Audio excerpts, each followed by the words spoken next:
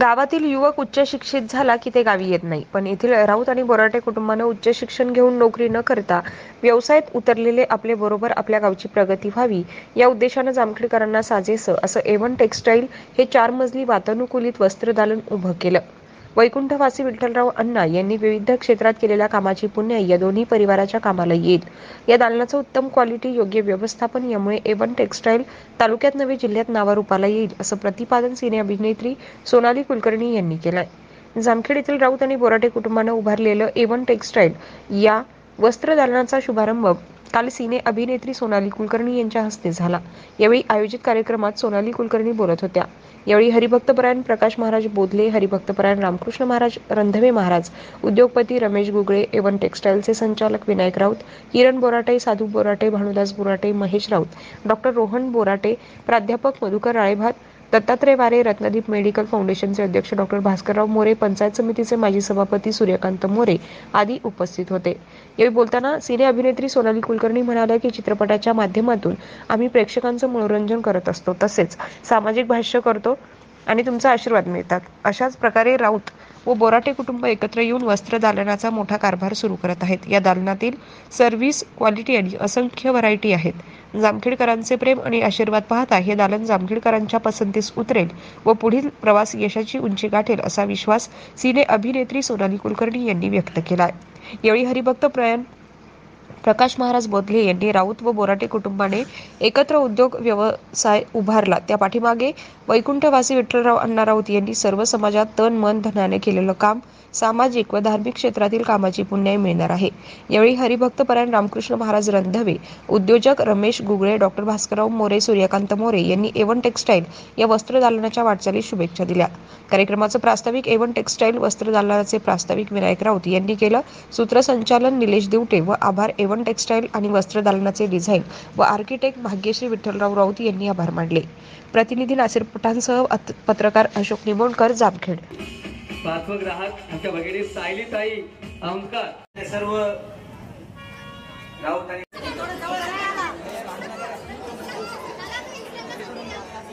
पत्रकार गणेश आणि त्यांचे सर्व सहकारी सर्वांचे पर्यटक सोनमताई कुलकर्णी यांच्याकरता महाराष्ट्राची महान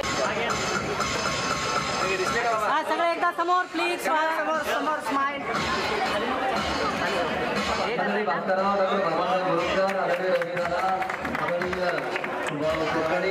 यांचे मनापासून आभार आणि अर्थातच तुम्हा सगळ्यांना खूप खूप मनापासून अभिनंदन आहे. कारण मगाचपासून मी पाहते आहे, ऐकते आहे, जामखेड व्यापारपेठ असो किंवा वेगवेगळ्या क्षेत्रातील मंडळी इथे उपस्थित आहेत. नेते मंडळी, व्यापारातली मोठी मंडळी, अध्यात्मातली मोठी मंडळी, वेगवेगळ्या क्षेत्रातली माणसं इथे उपस्थित असून एकमेकांना मार्गदर्शन करतायत, एकमेकांना सहकार्य करतायत, एकमेकांना पाठिंबा देत आहेत. मला नाही वाटत जगातील कुठल्याही शहरात असं होत असेल. हे एकत्र येऊन एकमेकांना सहकार्य करणं, एकमेकांना आशीर्वाद देणं, मला असं वाटतंय जामखेडची सगळ्यात जमेची बाजू आहे जी मी येऊन पाहिली. आणि त्याचमुळे मला असं वाटतंय की इथे वेगवेगळ्या क्षेत्रातील मंडळी यश संपादन करत आहेत. जोरदार टाळ्या पाहिजे जामखेडवासियांसाठी. कारण मराठी माणसं म्हटलं किंवा व्यवसायात उद्योगात माणसं पडली, मराठी माणसं किंवा आपल्या महाराष्ट्रात, तर असं म्हणतात की एकमेकांचे पाय ओढतात, पुढे जाऊ देत नाहीत. पण इथे पाहिलंय मी आल्यापासून की असं न होता एकमेकांना सहकार्य देत आहेत, एकमेकांना मार्गदर्शन देत आहेत, एकमेकांना आशीर्वाद देत आहेत. आणि म्हणूनच मला असं वाटतंय की जामखेडचं भविष्य प्रत्येक क्षेत्रातलं हे उज्ज्वल आहे. आणि हे सगळं पाहत असताना मला प्रचंड मनापासून कौतुक वाटतंय. कारण मगाशी सुजयदादा आले, त्यांनी देखील उद्घाटन प्रसंगी त्यांचं मनोगत व्यक्त केलं. मी महाराजांचं म्हणणं ऐकत होते, दसऱ्याच्या निमित्ताने आपण सोनं लुटतो असं म्हणतो आणि योग्य निवड केली मला इथे बोलवल्याबद्दल.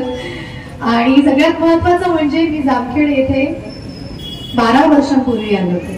एक तप उलटला आहे. उद्घाटन प्रसंगी आले होते, तेही इथे आहेत. आणि आज 12 वर्षांनंतर मी इथे येते. खूप आनंद होतोय. इतक्या वर्षांनी देखील प्रेम हे तितकंच मिळतंय तुमचं हे पाहून खरंच भारावून गेलीये मी. पण महाराजांनी मगाशी म्हटलं वय विचारू नये, 12 वर्षांनंतर पण मी तेवढीच वाटते हे महत्वाचं. खूप खूप आनंद होतो जेव्हा जेव्हा मी रसिक प्रेक्षकांना भेटते, कारण चित्रपटाच्या माध्यमातून आम्ही मनोरंजन करतच असतो. किंबहुना पोस्टर गर्ल असेल, गुगळे परिवाराने निर्मित केलेला धुरळा असेल, अशा काही सामाजिक विषयांवर देखील आम्ही भाष्य करतो. पण सगळ्यात महत्वाचं कारण असतं चित्रपटातून आम्ही समोर येण्याचं, ते म्हणजे तुमच्या आयुष्यात 2 घटका आनंद मनोरंजन मिळावं. आणि ते सुद्धा अध्यात्मापेक्षा वेगळं नाहीये हे महाराजांनी मगाशी सांगितलंच. पण त्या निमित्ताने तुमचे आशीर्वाद जे मिळतात, तुमच्याकडनं जे प्रेम मिळतं, सहकार्य मिळतं, ते खूप महत्वाचं आहे, ते खूप मोलाचं आहे. म्हणून गेली 15 वर्ष मी या क्षेत्रात काम करते. पण आजही असं वाटतंय की नुकतीच आली आहे, आत्ताच पदार्पण केलंय आणि तुमचा पाठिंबा हा अत्यंत महत्वाचा आहे. त्याचबरोबरीने मला जामखेड मधल्या या A1 टेक्सटाईल्सच्या संपूर्ण संघाचं खूप कौतुक करायचं आहे. बोराटे परिवार आणि राऊत परिवार या दोघांनी एकत्र येऊन हा इतका मोठा कारभार हाती घेतलेला आहे. आणि मला असं वाटतं की कारण मी आज जाऊन आले, मी कलेक्शन पाहून आले, सर्व्हिस कशी असणार आहे ह्याचा अंदाज आलाय. मला खात्री आहे की ज्या पद्धतीने तुम्ही आतापर्यंत हा प्रवास गाठलेला आहे, हा प्रवास केवळ आणि केवळ उंचीच गाठणार आहे. सर्व्हिस उत्तम असणार, क्वालिटी उत्तम आहे, व्हरायटी भरपूर आहे आणि इतक्या सगळ्या लोकांचं प्रेम आणि आशीर्वाद आहे. त्यामुळे अर्थातच मला खात्री आहे की इथून पुढचा प्रवास हा अतिशय सुंदर असणार आहे. आणि मला कौतुक हे वाटतंय, सामाजिक, आर्थिक वेगवेगळ्या क्षेत्रांमध्ये जे पुण्य मिळवलेलं आहे ते पुण्य तुम्हा दोन्ही परिवारांना इथून पुढे खूप पुढे नेईलच. पण ही जी तरुण पिढी आहे, विनायक दादा असतील, भाग्यश्री आहे, मला बरं वाटतं तुम्ही मंचावर आलात, किरण दादा असतील, रोहन असेल, अजून इंजिनिअरिंग, आर्किटेक्चर अशा वेगवेगळ्या क्षेत्रात पदवी मिळवल्यानंतर आपल्या गावात येऊन आपल्या गावाची प्रगती कशी करावी, आपल्या व्यवसायात त्याचा कसा पाठिंबा मिळेल, हे सगळं पाहून त्यांनी तरुण पिढीने आता हा व्यवसाय हाती घेतलेला आहे. मगाशी रमेश दादा तुम्ही सांगत होतात की इथून शिक्षण घेण्यासाठी मुलं बाहेर जातात आणि परत येत नाहीत, पण ही पिढी आहे जी परत गावात आली आहे आणि इतक्या मोठ्या प्रमाणात आपल्या व्यवसायात त्याचा हातभार लावतायत. आणि अशाच लोकांमुळे मला असं वाटतं की आपल्या गावाची, शहराची प्रगती होत असते. त्यामुळे जामखेडची प्रगती, विकास आता या पिढीच्या हातात आहे आणि मला नाही वाटत की कुठल्याही क्षेत्रात जामखेड आता मागे पडेल. त्यामुळे समस्त राऊत परिवार, बोराटे परिवार, खूप साऱ्या शुभेच्छा. पुन्हा एकदा मला इथे बोलवलं याबद्दल मनापासून आभारी. जामखेडवासियांना दसऱ्याच्या निमित्ताने खूप साऱ्या शुभेच्छा.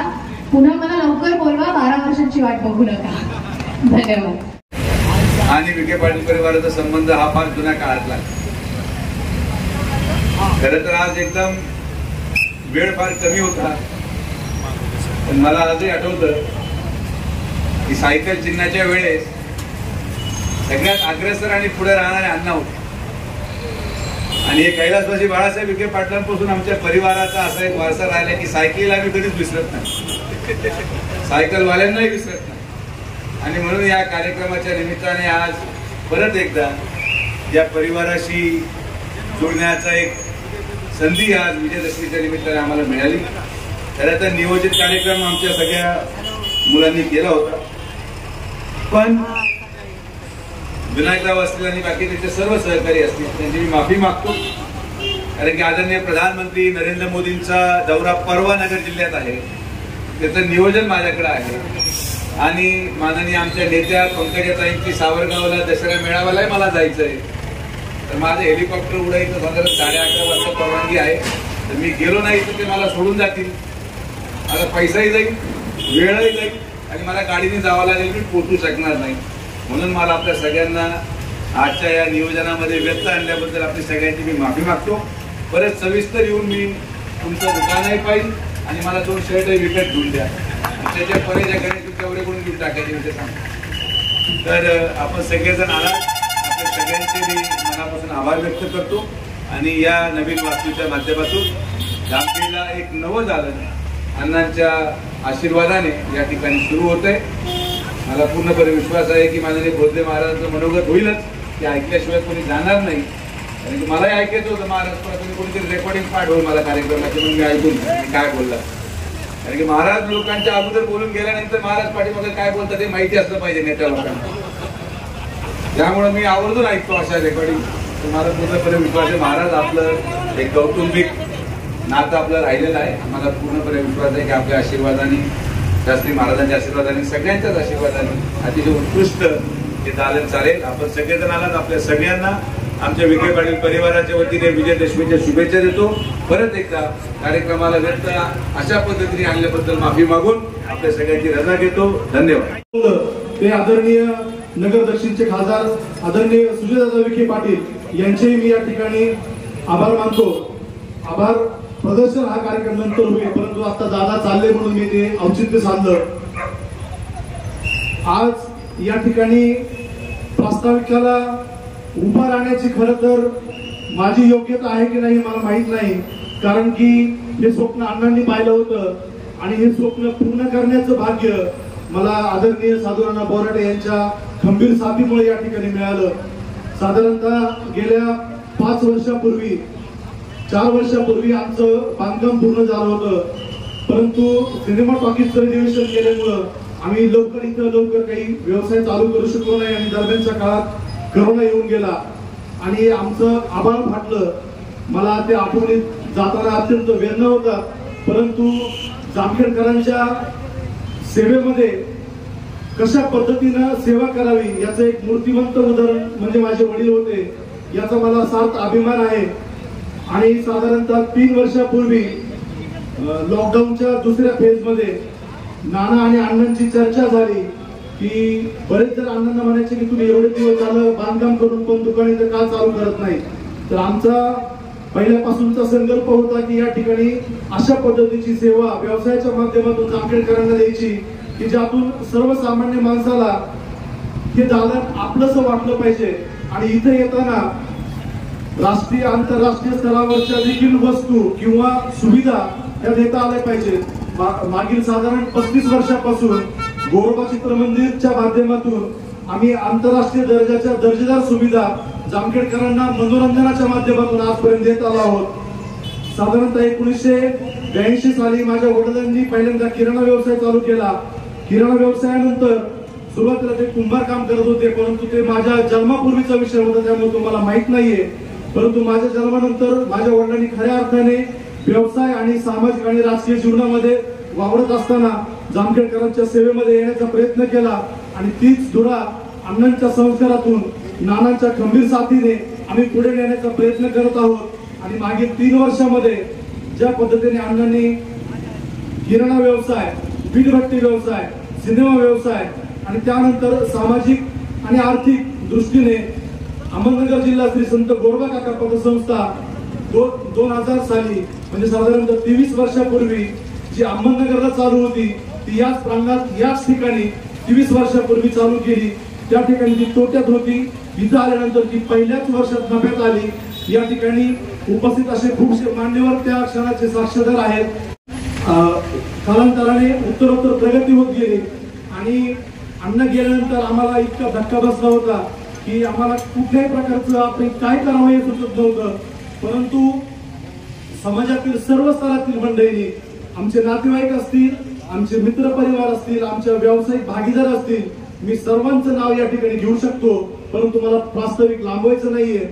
तर उपस्थित सर्व आमच्या राऊत आणि बोराटे या दोन्ही परिवारावर प्रेम करणाऱ्या सर्व मान्यवरांनी आम्हाला जी खंबीर साथ दिली आणि अण्णा गेल्यानंतर किसनराव दादा पेचे असतील, त्याचप्रमाणे साधुराणा बोराटे असतील आणि माझे चुलते पंढरीनाथ गोरे असतील आणि माझे मामा संजीवन मेंढकर असतील, यांनी आम्हाला जी खंबीर साथ दिली त्या साथीमुळे आम्ही अतिशय खंबीरपणे या सर्व संकटाला सामोरं जाऊ शकलो. आणि मला निश्चितच या गोष्टीचा अभिमान वाटतो की अण्णा गेल्याचं दुःख बी नाही आणि अख्ख्या जामखेडकरांनी तो अनुभव घेतलाय.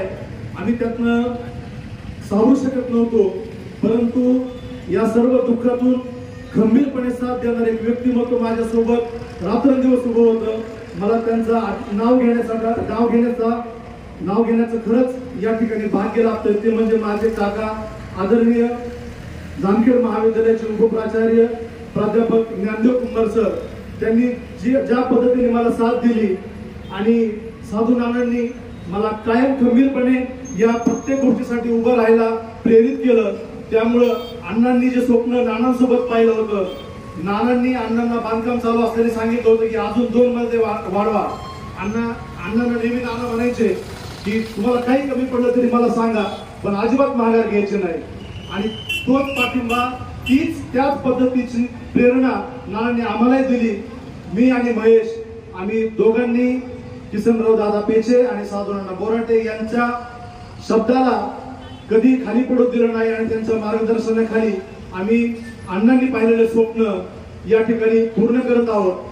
A1 टेक्सटाईल माध्यमातून जामखेडकरांच्या सेवेसाठी आम्ही यापुढे उपलब्ध आहोत.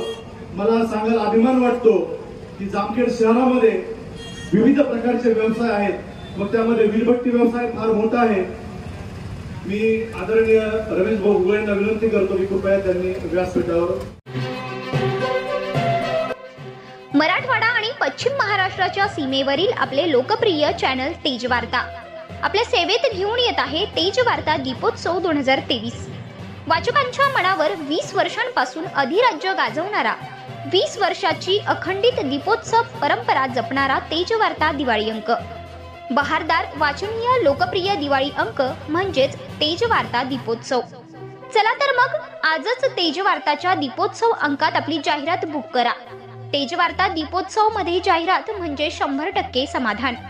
यंदाचे अतिथी संपादक ज्येष्ठ पत्रकार अनिल भाऊ लगड तसेच संपादक सय्यद बबलूभाई यांच्या संकल्पनेतून तयार होत असलेला दर्जेदार वाचनीय दीपोत्सव 2023 लवकरच आपल्या भेटीला.